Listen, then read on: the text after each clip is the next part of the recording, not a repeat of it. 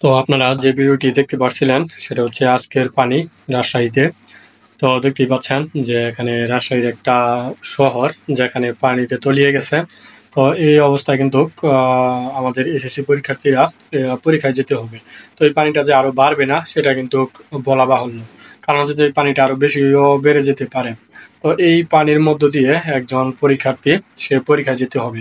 শুধু পানি না, সে সেখানে হয়তো এরকমও হতে পারে যে বন্যা আরো বেশি হতে পারে। আবার দেখা যায় যে আমাদের পরীক্ষার যে সকালের যে টাইম 10টার আগে আমাদের পরীক্ষায় যেতে হবে, সেই টাইমটাতেও আমাদের বৃষ্টি হতে পারে। তো আসলে এই জুন জুলাই মাস অতিরিক্ত বৃষ্টি হয়, আর এই বৃষ্টির জন্য পরীক্ষা পিছানোটাও যৌক্তিক না। তারপরেও সারা দেশের যেই অবস্থা, এই অবস্থায় হয়তো পরীক্ষাটা পিছিয়ে দিলেই ভালো হতো।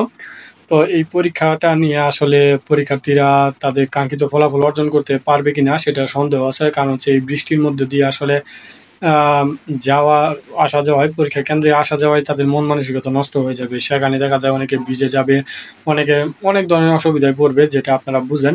তো এই অবস্থায় গিয়ে আসলে একজন পরীক্ষার্থী পরীক্ষা কেন্দ্রে তার ইচ্ছামতো বা তার মন মানসিকতা আসলে ঐরকম থাকবে না যে পরীক্ষা দেওয়ার মতো। তো কিছু করার নাই।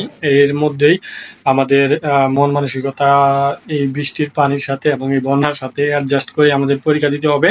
মন ভাঙা যাবে না, মন দুর্বল করা যাবে না। কারণ আমাদের পরীক্ষা কেন্দ্রে যেতেই হবে।